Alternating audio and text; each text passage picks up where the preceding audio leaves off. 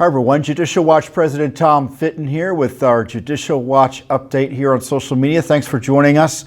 A big week this week. The constitutional crisis continues with the latest deep state coup attack against President Trump, all designed, as you know, to cover up the corruption of the prior administration, in this case notably Joe Biden and his son Hunter. I've got all the news there and how Judicial Watch is stepping up to the plate to uncover the corruption behind this new deep state attack that endangers our constitutional republic. Plus, we have even more information showing the coup attempt against President Trump, confirming an effort to wear a wire targeting him in the Oval Office. Just incredible information. Again, uncovered thanks to Judicial Watch. Plus, Hillary Clinton is back in court again. She responded to our request to depose her. As you might guess, she opposes it. I'll talk a little bit about that. But first up is the latest iteration of the coup. I don't want to call it impeachment because impeachment implies a constitutional, lawful process to remove a corrupt government official from power. In the case of the Democratic House, they have concocted a pretext to target the president with a pretend impeachment that has no basis, no good faith basis, and hasn't even been endorsed by the full House as required by the House's own rules. And so when you're involved in abusing your power to remove a duly elected public official, in my view, that's a coup. So you can't give them the credence or the constitutional cover of an impeachment when talking about the latest attacks on President Trump. It's a coup. And what is it over? As I discussed last week, they've made the allegation using what is now known to be partisan sources against President Trump that he did something improper in communicating with the leader of Ukraine in requesting and demanding and asking about an investigation of the corruption that had targeted him and protected others, namely Joe Biden, in a phone call he made this summer. So all of Washington was a titter about that.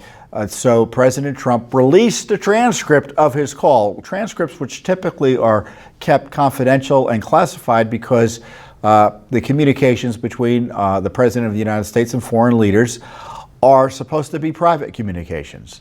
And when your communication with the President of the United States is transcribed for all the world to see, it obviously harms our ability to conduct foreign policy. But the President thought that risk to foreign policy and our national security was worth answering the questions attacking him by releasing it. Also released was the so-called whistleblower complaint that really isn't a whistleblower complaint targeting President Trump. And it shows not only was nothing done wrong, but the president is being smeared and victimized once again by the coup cabal that's been targeting him since before he was even elected president. The transcript, I've reviewed the transcript, and I encourage you to read the transcript. You'll see the president was not doing anything inappropriate. He was talking about the issue of CrowdStrike, which is the issue where you had the Democratic National Committee hire their own firm to analyze how and if their servers were hacked. And that became the official analysis of the alleged Russia hacking of the Democratic National Committee. There was no independent government analysis there. They just accepted that Democratic National Committee report. They didn't even have access to the servers. The FBI didn't. And in fact, Mueller also accepted that CrowdStrike report. So the concern is, where is the server? So he's wondering if it's in Ukraine. And the president of Ukraine raises issues that the president is right to be concerned about, related to the firing of his ambassadors or his country's ambassador, collaboration with the Democratic National Committee to get dirt on President Trump during the campaign. This is the issue that the Ukraine, or that needs to be investigated by the Ukrainians, in my view, in concert with our Justice Department, which is the illegal targeting of President Trump, and whether Ukraine was pressured by the Obama administration to release dirt on Paul Manafort, then the campaign manager for the Trump campaign. Whether the Democratic National Committee worked with the Ukrainian embassy to try to get dirt on Manafort, and whether that dirt was how that dirt was released to them. What's the detail there? And then, of course, you've got Joe Biden and his son Hunter Biden. His son Hunter, in 2014, gets a cushy sweetheart board position on a company that is self-evidently corrupt, subject to investigations not only in Ukraine, but in the United Kingdom. He gets $50,000 a month. And the prosecutor that had been investigating that company is fired in 2016, specifically after Joe Biden threatens the government with withholding $1 billion in aid. Biden admitted to this on a video. So the president's right to raise questions about it. Not only was the Ukrainian call appropriate, he should be calling other countries involved in the conspiracy against him with the Obama administration. The United Kingdom, Italy, China, well, I don't know about China. The United Kingdom, Italy, Germany perhaps, Australia. This is what's happening, folks. The president was demanding and circling around an investigation of potential criminal activity by key leaders of the Democratic Party and the Obama administration. And surprise, surprise, once again, they pull out of their hat a smear of him for even asking the questions. The Democrats want to criminalize any questioning of their conduct. And they're seeking improperly to remove the president based on nothing. I've reviewed the whistleblower report, who it's pretty clear had a partisan agenda against President Trump. The Justice Department found indicia that he was a supporter of one of his opponents in the Democratic primary. And you look at the report, it's written like the FISA warrants. Frankly, it looks like it was written by Adam Schiff. It's secondhand accounts of this phone call that are misleadingly characterized, and then it quotes a bunch of newspaper articles. I tell you what, if Judicial Watch came up with a work product like that, I wouldn't let it go out the door. So no wonder the Justice Department shut it down and said this is garbage. The idea that anyone would think that the president asking a foreign government to investigate a matter of mutual concerns to both government would be the solicitation of a campaign contribution, it's absurd. Every communication then would be the solicitation of a campaign contribution for an incumbent president seeking re-election. Anything they would do to help U.S. foreign policy would be in that regard. They don't want the president to be president. They tried to destroy him, to distract from Hillary Clinton's criminality or email misconduct. Now we know it was also to protect Biden. Do you think it's any coincidence that as stories about Biden start percolating, they come up with this Ukraine garbage? This call, by the way, took place in July. This whistleblower has no firsthand knowledge. In fact, the knowledge he has may have been improperly obtained. Whoever, quote, was talking to him about the phone call, this was classified. Further misuse of classified information to falsely attack the president and undermining his presidency. I've called it before, and I'll call it once again, a malicious, seditious conspiracy against the President of the United States and our constitutional republic. And it's being furthered by Democrats on the Hill, whose political party operation is also implicated in this criminal enterprise. Because remember, the Democratic National Committee was also paying the spy masters, the spy ring against President Trump, and coordinating with the Obama administration on targeting him, and taking illicitly classified information from the State Department. We proved the documents. We've got the documents. We proved it, showing they were shoveling classified information to their friends on the Hill.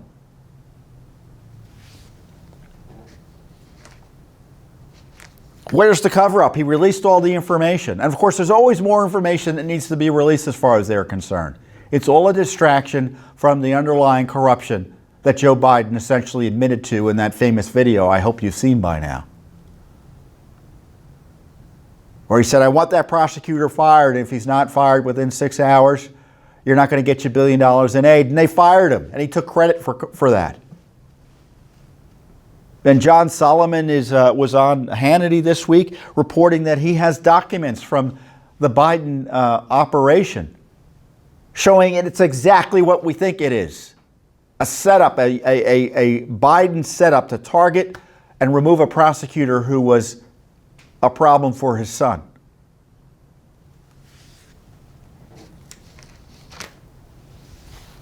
The president is under attack. I mean, he is meeting with foreign leaders in the United Nations, trying to do the job we elected him to do. And he's being subverted in the Middle East, the sensitive meeting, by this fraudulent whistleblower complaint. It's not a whistleblower complaint. This person isn't a whistleblower.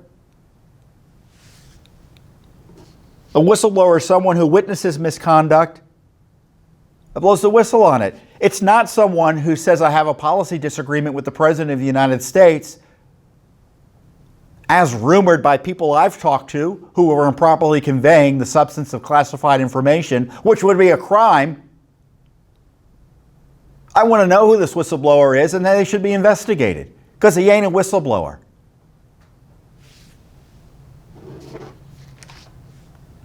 And I don't know what and I tell you what, isn't it interesting? Isn't it interesting that this material was released as quickly as it was? Classified material, almost immediately declassified, that transcript.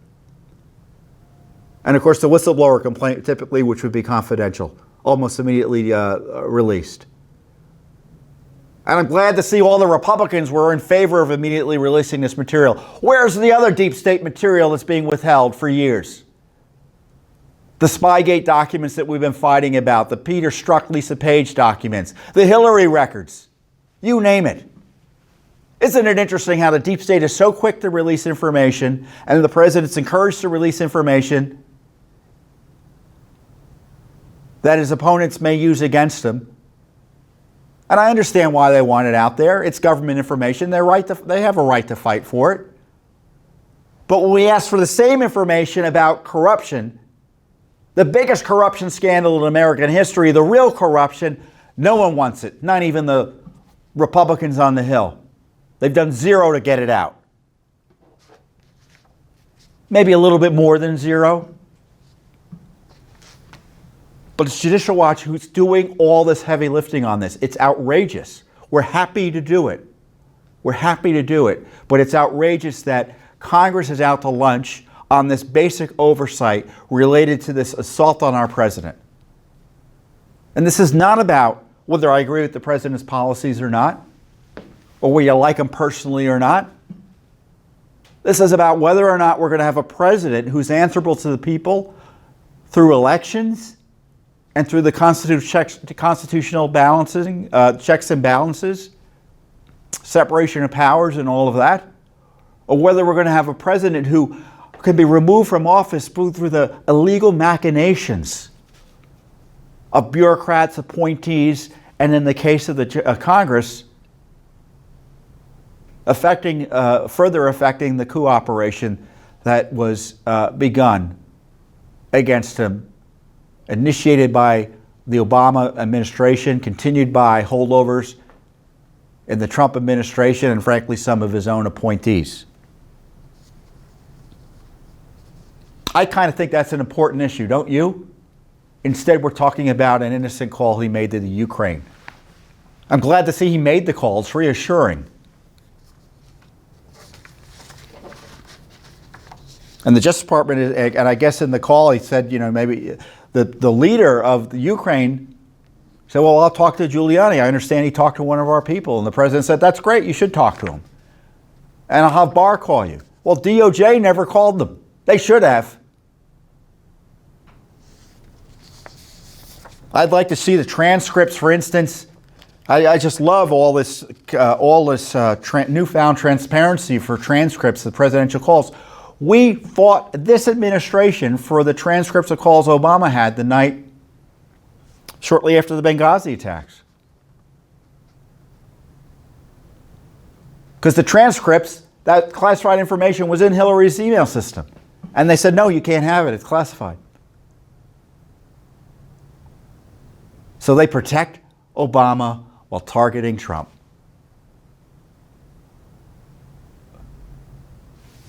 And this Adam Schiff, who is, I think, running this operation, is about as independent from the whistleblower, I guarantee you, if a full investigation is done, as Joe Biden is independent from his son. But this whistleblower complaint reads like one of these fraudulent FISA warrants. False information, and then stories based on that information to suggest criminal conduct falsely by the president. Unbelievable. And Judicial Watch has been in the forefront of trying to uncover this plot against him, which is a plot against us, the American people, and uncovering the real corruption that these plots are designed to protect. Because they were targeting Trump during 2016 to protect Hillary Clinton, and they're targeting Trump right now to protect Joe Biden. And they want to freeze the Justice Department, as they did under the Mueller investigation, from going after Hillary Clinton. Remember, she's largely been exempted from any scrutiny because Mueller was running the show at the Justice Department. And now they want to make it impossible to investigate the Biden scandal. Well, you know what? Judicial Watch isn't going to be cowed. We just filed a new lawsuit against the State Department over the firing of the Ukraine Biden prosecutor that's in the news now, that the president asked about. How dare the president ask about that corruption? I'm glad the president's asking about corruption scandals. We asked for the documents in May. No answers. Simple request. They know what we're asking for. This scandal's been out there for several months, longer than that, frankly. And so we've had to sue in federal court. I just hope they give us the documents as quickly as they released this transcript.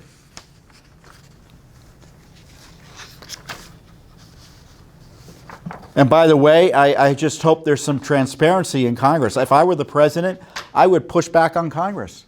Do you know that Congress is not subject to the Freedom of Information Act? I've said it before. It's worth saying again. So Adam Schiff, you can't ask any questions of Adam Schiff. You can't ask any questions of Nancy Pelosi, Jerry Nadler, or if you're a Democrat, Andy McCarthy or Mitch McConnell.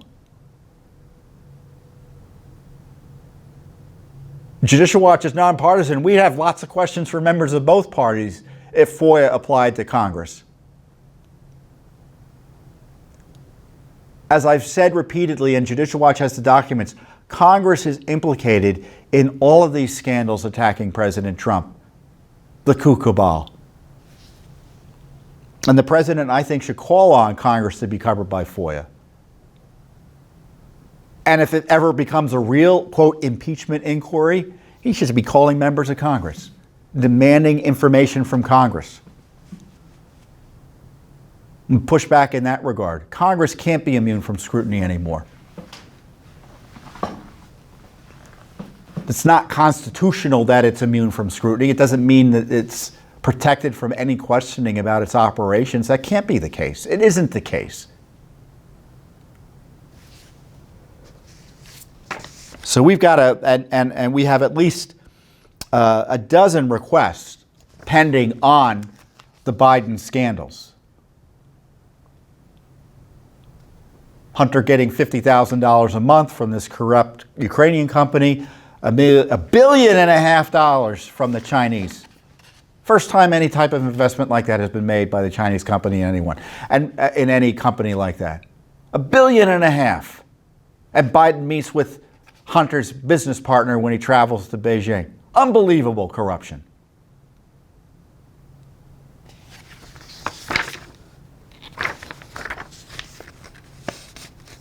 I'll tell you, this is a test for the Democratic Party. Because you've got Biden's corruption that is uninvestigated. And are they just willing to protect him no matter what he does? You got the Obama administration misusing its powers to target its political opponents. They weren't just saying, hey, we should investigate this scandal generally. They were looking for dirt and running a spy operation, not only using domestic intelligence sources, but they were working with foreign governments to spy on the Trump team.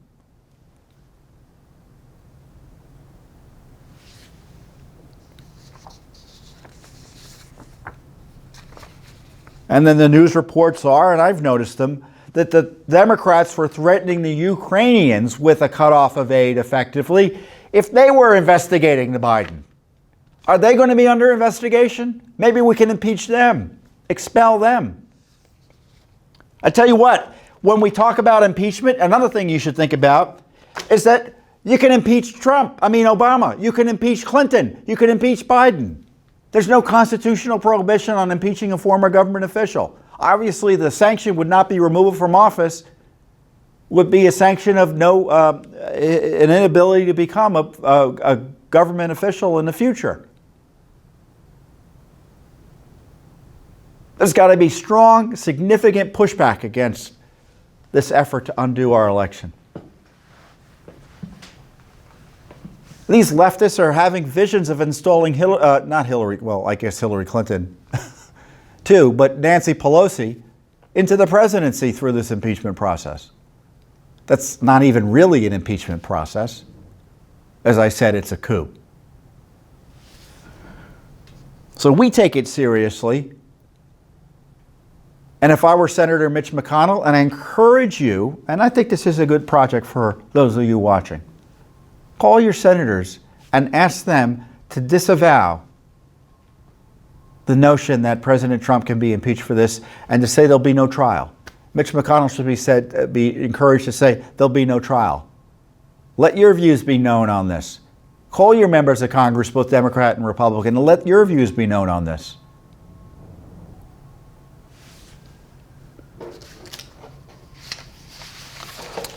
This is a serious issue, folks.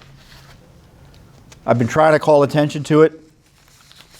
The other side will not stop. The deep state will not stop. I've said it once, I'll say it again. President Trump is the whistleblower in chief, and he is being retaliated against for blowing the whistle on the corruption of the prior administration, the corruption generally of the deep state. No president in recent memory has talked about corruption of those who, in a fair way and an accurate way, as President Trump has. Usually Republicans get elected and they just ignore anything that happened before them. They don't want to go over it again. President Trump has said this is wrong. This corruption's wrong. And they want to go after him as a result. He's the whistleblower.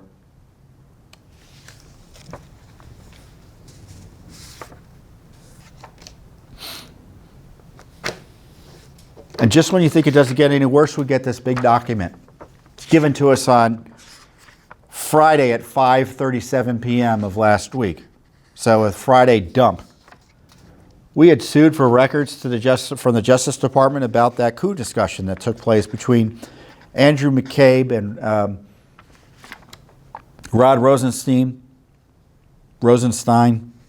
of the Justice Department, where they talked about wearing a wire on the president, invoking the 25th Amendment to remove him from office, and appointing a special counsel. All part of the coup. Rosenstein said he was only being sarcastic, and we have the documents from the Justice Department through this lawsuit, again a lawsuit, not voluntarily disgorged to us, confirming essentially that Rosenstein did make this discussion. He says it was sarcastic, and they had an anonymous source tell the newspapers, the New York Times, that it was sarcastic, but he's never really gone on the record as to what happened. And he had a cagey response about the 25th Amendment discussion, which left open the possibility, and essentially confirming the possibility, that he discussed misusing the 25th Amendment to remove the President of the United States. Well, then we get another document, and this document is a memo written by Andrew McCabe. in many ways not a reliable witness, but according to the document, it was a contemporaneous recordation written shortly after the meeting that took place on May 16th, 2017, in which the coup was discussed. They didn't call it a coup, but that's what it was. If two generals were meeting talking about removing the president and wearing a wire on the president in order to justify removing him, you'd call it a coup, wouldn't you? Well, that's what two senior officials in the law enforcement, the acting FBI director, Andrew McCabe at the time, most senior guy in the FBI, acting attorney general for the purposes of this discussion, Rod Rosenstein.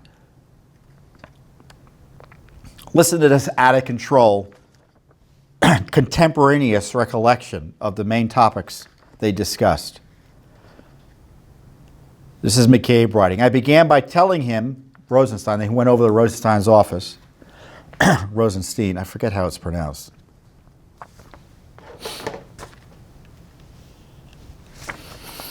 I began by telling him that today I approved the opening of an investigation of President Donald Trump. I explained that the purpose of the investigation was to investigate allegations of possible collusion between the president and the Russian government, possible obstruction of justice related to the firing FBI Director James Comey, and possible conspiracy to obstruct justice. The DAG question, the DAG being the Deputy Attorney General, Rosenstein, questioned what I meant by collusion, and I explained that I was referring to the investigation of any potential links between the Trump campaign and the Russian government. I explained that counterintelligence investigations of this sort were meant to uncover any existence of any threat to national security, as well as whether or not criminal conduct has occurred. What was the basis for all of this? Counterintelligence investigations are designed to investigate intelligence, foreign governments. You can't use them to do a criminal investigation. And he goes on to say that he was basing this on an interview that Trump had with Lester Holt about the firing of Comey and the memos that Comey illegally kept at his home. He didn't say they were illegally kept, but these are the spy memos that Comey wrote on the president. Comey had them. Why didn't he conduct a criminal investigation of President Trump? Because he knew the memos didn't justify a criminal investigation of President Trump. And they're ticked that their buddy Comey was fired, and they're talking about investigating him in retaliation. Again, whistleblower in chief.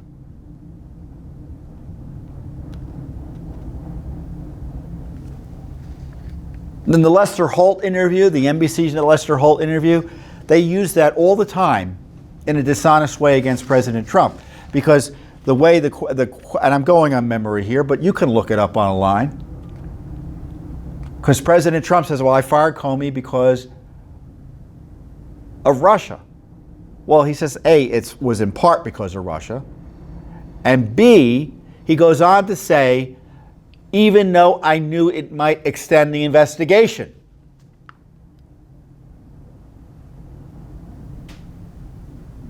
He wasn't doing it to obstruct and stop the investigation. He was doing it because he was offended by the way Comey was operating and didn't trust him. And rightly so, it looks like.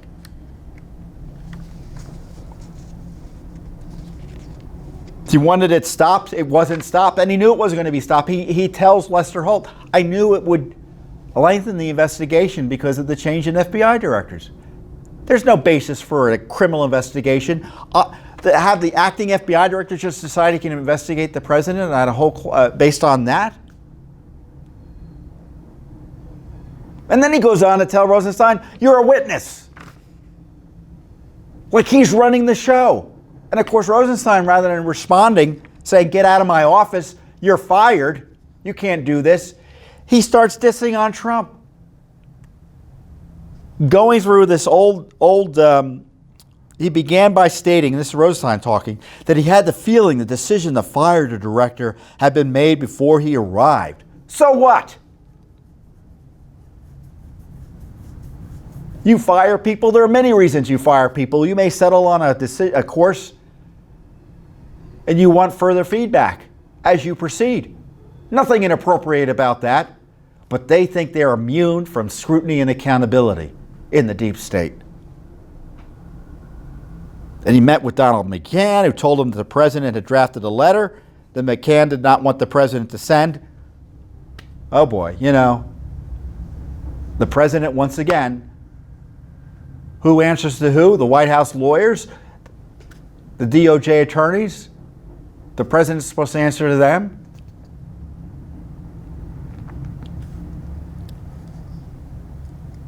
And he talks about how the president then directed Rosenstein to write a memo explaining the reasoning for Director Comey's termination and that the DAG should include Russia.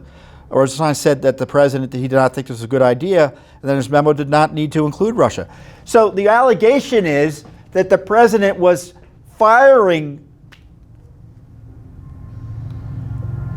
Comey to shut down the Russia investigation, when in fact, and in an improper way, when in fact the president wanted the world to know, yeah, he was screwing up on Russia. And the reason it wasn't in the Rosenstein memo that was ultimately written was because the Justice Department decided they didn't want to put it in there.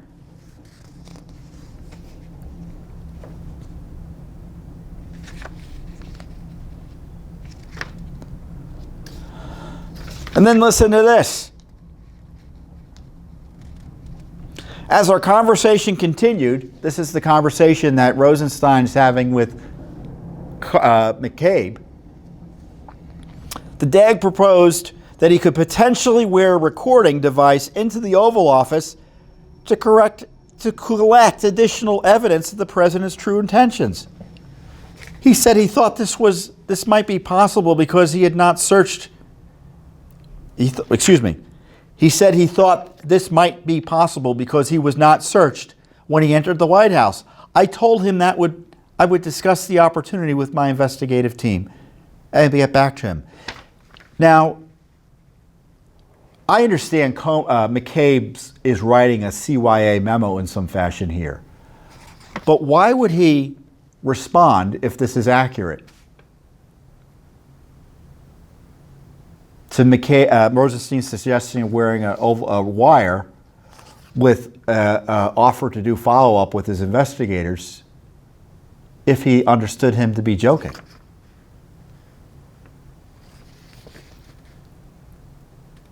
And then they talked about the appointment of a special counsel. They already had two people lined up, Rosenstein did. Obviously, one of them was Mueller. Lots of redactions. So I'm sure this is the 25th Amendment discussion that the FBI is withholding from us.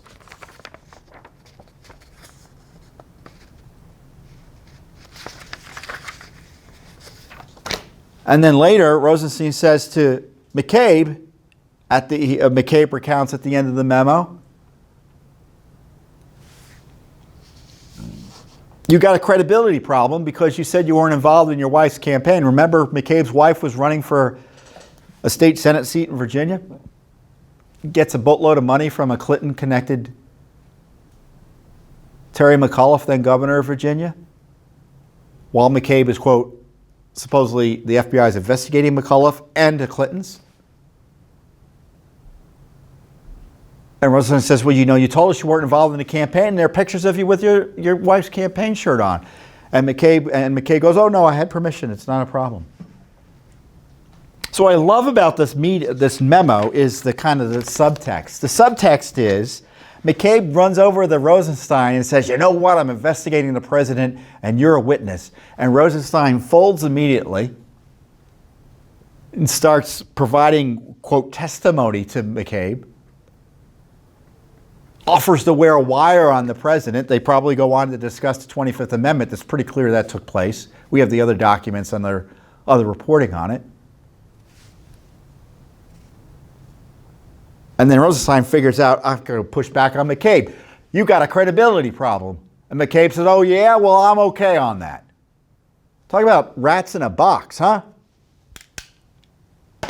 Two senior leaders of our law enforcement discussing wearing a wire on the President of the United States because they didn't like his decision-making to fire the corrupt crony of an FBI director, their buddy James Comey.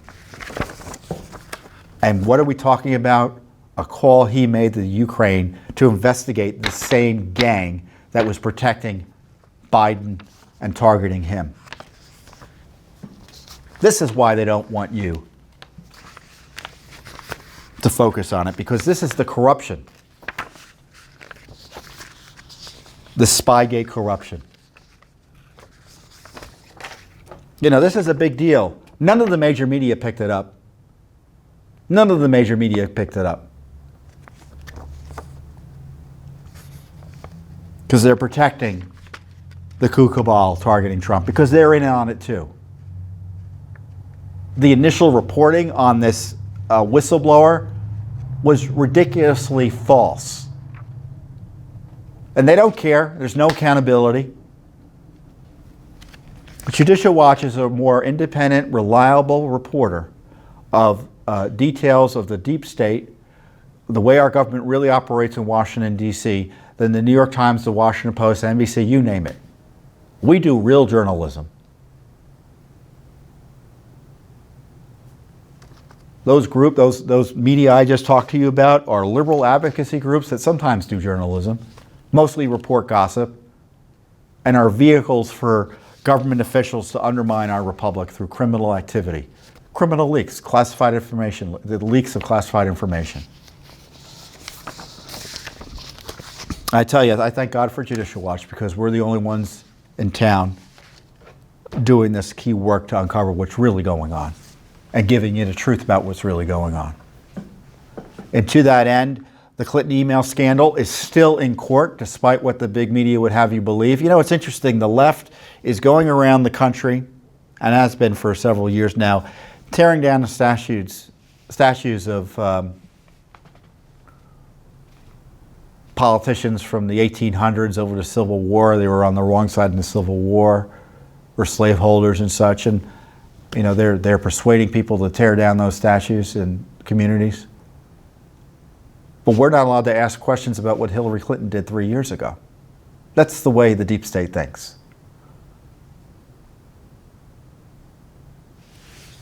And thankfully, a federal court agrees with Judicial Watch that there are questions that need to be answered.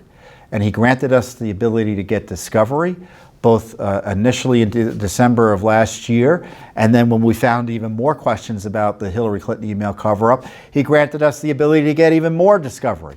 And more witnesses have come in. We already began deposing another. We deposed at least one witness, I think, last week. And he also gave Hillary Clinton 30 days to respond to our request to depose her.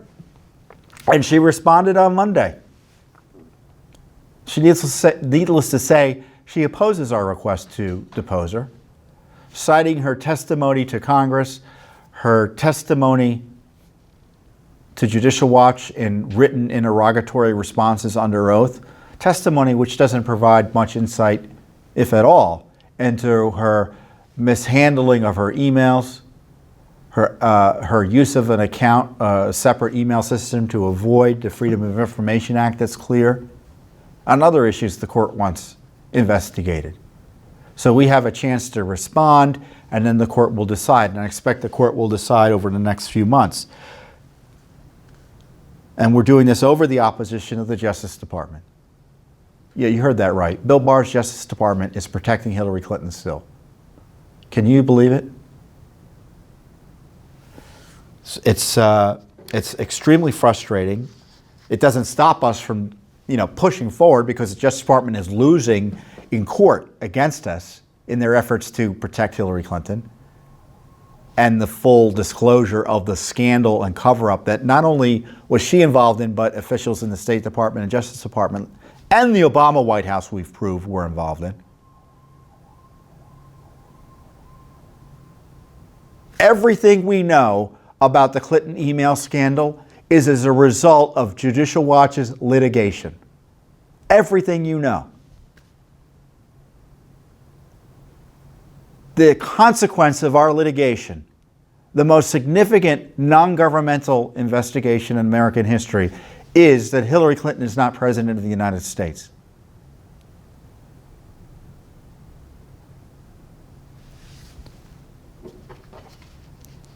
So I complain about the lack of Justice Department help and the protection the Justice Department and the FBI provided Hillary Clinton corruptly, and still, in my view, do today. But we still are achieving these historic results despite these overwhelming odds against us. I like this, I know sometimes it's thought of as a David versus Goliath. Well, Judicial Watch is Goliath. It's Goliath versus Goliath as far as I'm concerned, because we represent the American people and the rule of law. And that's a pretty strong backing against the corrupt deep state that dishonestly opposes our efforts to get the truth. The court also allowed us, because there was this memo written by her attorneys who deleted those emails. Remember, she stole the 60,000 emails that she created as a State Department official. And once it was found out, she only returned half of them and tried to delete or destroy or hide the rest of them. And the lawyer involved in that, we found through deposition testimony, we deposed her, the lawyer who was involved in destroying those emails for her. And she got immunity from the Justice Department. But she also admitted to us that she wrote a memo describing her review of the emails, how she figured out what was personal versus so-called government emails. We know the emails that she destroyed some of those were classified because the FBI found them and gave them to us. So there's this memo about the review and the deletion of her emails, and the court said Judicial Watch has the right to seek it. And you know what Hillary Clinton's lawyers did? They filed a brief on Monday along with their opposition saying we shouldn't get any of that memo. So we're going to have to fight that with no help from the Justice Department and the State Department. But we have not forgotten about the Clinton email scandal. We think it's important. She's still a significant public figure, and it's important that justice be brought to bear. And plus, it's the simple issue is that we're investigating, this lawsuit is the Benghazi lawsuit, about who knew what and when about the lies about Benghazi. And we have a right to the documents under the law. So it's really simple in the sense that we're trying to find out where all our emails are because the law requires it. So we're doing great work there, and I'm sure you share my frustration, but you know what's great? We've got Judicial Watch. And it isn't just yelling at the sky. We're in court, we're asking for the documents, and we're not going away. And we do that thanks to your support. We can't do it without you, and you stand with us, you help us obviously pay our lawyers and pay the overhead here, and just, we wouldn't be an organization without our supporters. And I encourage you to support our work. If you're not already doing so, you should. If you are doing so, thank you, and feel free to give us additional support. And as importantly, share videos like this. The information that we have on our internet site, this document. I want you to go and, another project, go and read this McCabe memo. Go and read some of the Clinton emails I've told you about. And the transcripts of the depositions that we've taken. Interesting stuff.